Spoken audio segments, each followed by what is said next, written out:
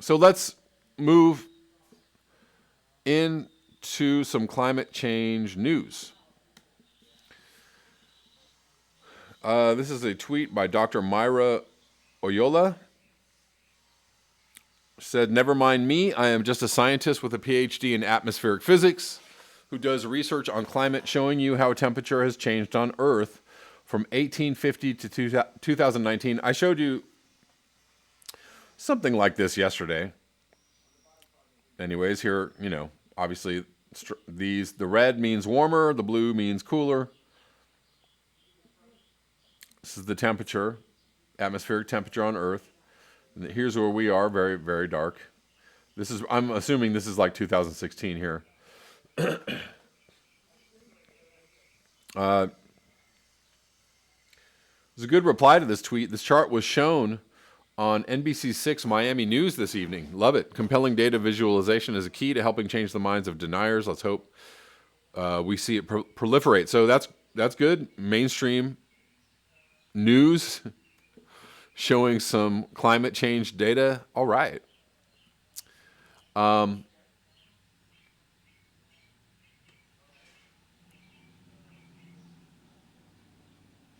It keeps getting redder indeed, Osama.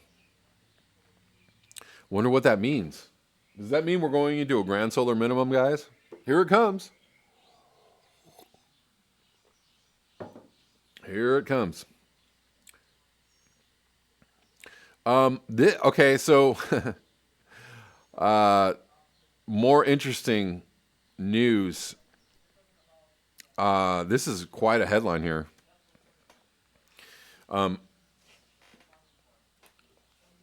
So, we keep seeing kind of alarm bell type headlines and messaging coming from scientists and people who are, clued into the climate crisis. They keep saying, well, we have 12 years to turn this around, or 10 years to turn this around, or 5 years or a couple of years. I think it's gone down to a year. This is from yesterday. World has 6 months. So now the prediction is that we have 6 months to avert a climate crisis, which is, let's call that closer to the truth than any of the other predictions. International Energy Agency the chief of the IEA, the lunatic, wild-eyed conspiracy theorist, anarchist lefty. No, probably not. I doubt that he's any of those things. Warns of need to prevent post-lockdown surge in emissions. So it looks like somebody willing to tell the truth about what's actually happening in the climate crisis. The world has only 6 months in which to change the course of the climate crisis and prevent a post-lockdown rebound in greenhouse gas emissions that would overwhelm efforts to stave off climate catastrophe. One of the world's foremost energy experts has warned. This year is the last time we have, if we are not to see a carbon rebound, said Fatih Birol, Executive Director of International Energy Agency. Governments are planning to spend $9 trillion globally in the next few months on rescuing their economies from the coronavirus crisis. The IEA has calculated the stimulus packages created this year will determine the shape of the global economy for the next 3 years, according to Birol. And within that time, emissions must start to fall sharply and permanently, or climate targets will be out of reach. Well, I've got news for you, Birol. So far, so not good. We're not going to see, especially within the major powers, China, USA, Russia, and maybe we can tack on Brazil as a major emitter or a major contributor to climate destruction. We're not going to see. It's not going to happen, It's only going to happen if there's some kind of mass movement, mass rally, mass outcry. If there is a huge political movement, a la Extinction Rebellion, but, 10 times greater than Extinction Rebellion. That's the only way it's going to happen. Politically, it's not going to happen.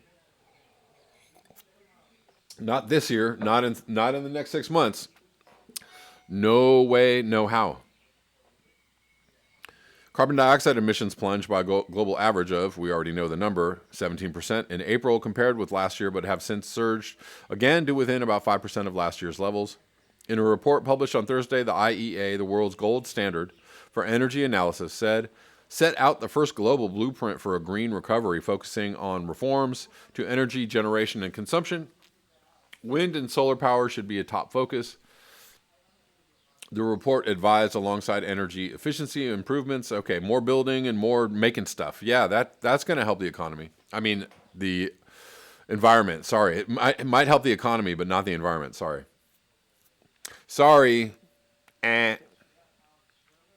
Alongside energy efficiency, blah, blah, blah. Creating jobs. Okay, so this guy just fell straight on his face. And in a hurry, too. Just straight up face planted. Creating jobs must be a priority for countries where millions have been thrown into unemployment. Okay. Okie dokie. Missed it completely there, guy. Well, you had the timeline right. The answer, completely wrong. I don't know. So that's not going to do it. So this guy's not going to help. Governments are not going to help. The only thing that's going to help or make a difference is if there's widespread awareness and some kind of widespread movement to shut down economies all over the world. I don't know. Thinking of a snazzy name. You guys help me out. Let's think of something that just grabs people. Extinction Rebellion is pretty grabby, though. I must say. It's grabby. Sorry, I didn't mean to do that. It's grabby like Joe Biden. Yeah.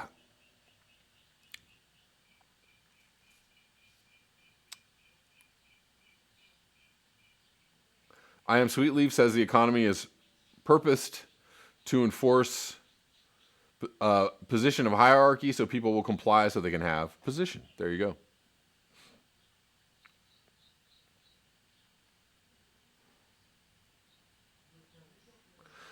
Rich Diana says, if Trump wins, we will collect here then to describe our Orwellian existence. If it's not already far down the road of an Orwellian existence, or we're I don't know if we're entering or already in. We're getting there, though. We are getting there. Thanks, Rotterheim. Yeah, I thought it was a little creepy myself. Al Franken, indeed. Yeah, I don't know who I was mimicking, Al Franken or Joe Biden. Somebody. Watch the pause, eh?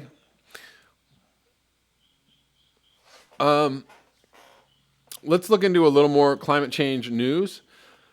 Climate change tied to pregnancy risks, you don't say. Affecting black mothers most.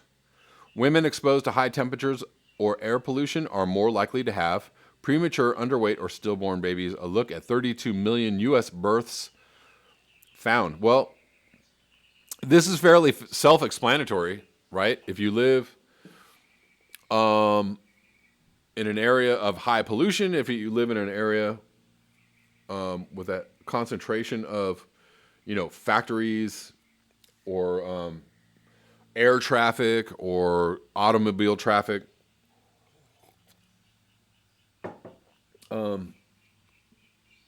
where most poor people are forced to live, and then you don't have clean water, you don't have good food or access to better food, absolutely it's going to affect your health and your ability to give birth. Pregnant women exposed to high temperatures or air pollution are more likely to have children who are premature, underweight, or stillborn.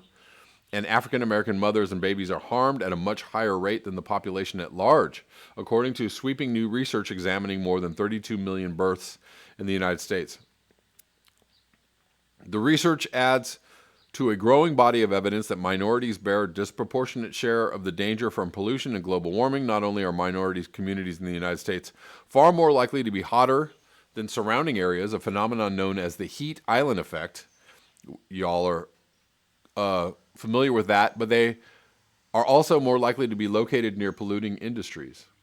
We already know that these pregnancy outcomes are worse for black women, said Rupa Basu, one of the paper's authors and the chief of the Air and Climate Epidemiological Section for the Office of Environmental Health Hazard Assessment in California. It's even more exacerbated by these exposures.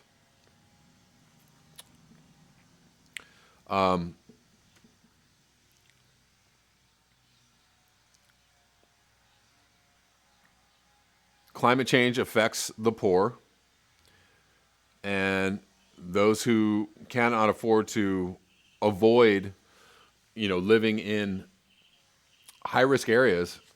It affects them faster and more severely than those who have more money, who have more access to cleaner air, cleaner water, cleaner living, better food, et cetera, et cetera. And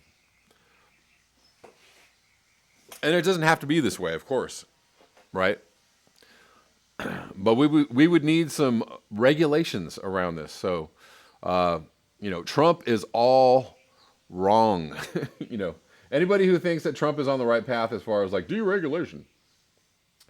No. All of that is a crock of poop. And you know how delicious a crock of poop is. Not at all.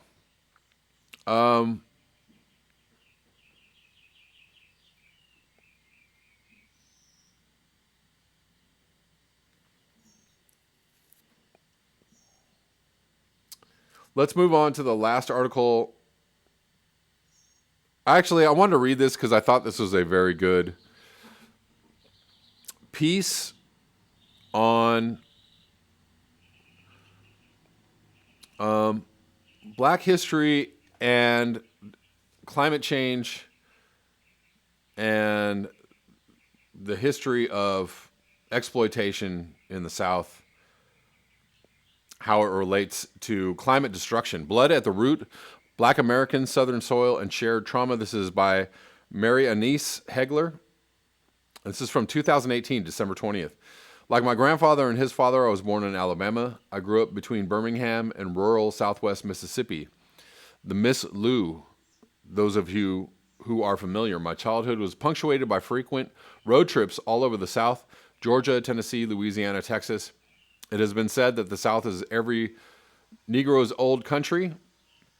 When Stokely Carmichael first laid eyes on Mississippi in the 1960s, he was overwhelmed by a nostalgic sense of recognition and homecoming, despite his Trinidadian roots. I can trace my family's roots deep in that rich soil, but it's haunted. The scene of the crime for black folks, the South may be the old country, but it is also the scene of the crime, so many crimes. The beatings, the hangings, the tarring and featherings, the rapes, the drowning of a 14-year-old boy with the weight of a cotton gin, all over a whistle that never happened. Things that can only be called crimes against humanity. To pretend these things did not happen would be to spit on your grandmother's grave. And the earth suffered too. The same dangerous shift in thinking that allowed one human being to dehumanize, demean, and exploit another for profit was applied to the land at the exact same time.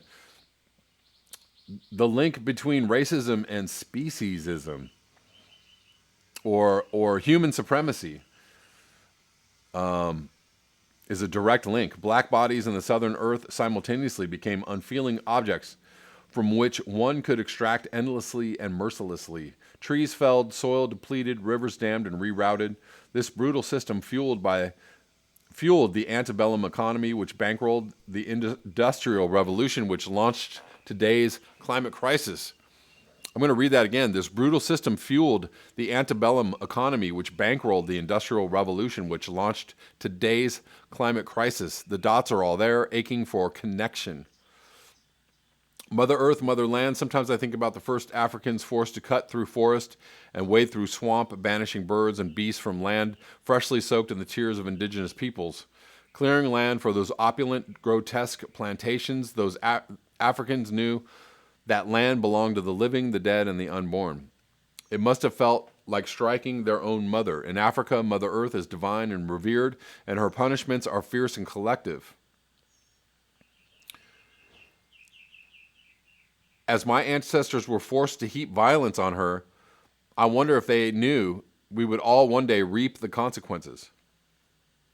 Strange fruit and open wounds. We could look at southern trees and see only the strange fruit, blood on the leaves and blood at the roots. It's there, but so is the moss that grew on the northern side, so that my ancestors had a chance to find freedom.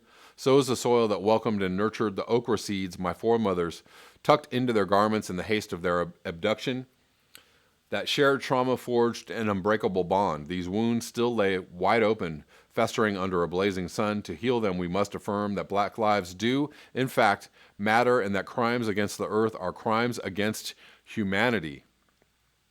If we believe that, we have to say it, and if we say it, we have to fight for it and for each other. Hope you all enjoyed that reading from Mary Anise Hegler, as I did.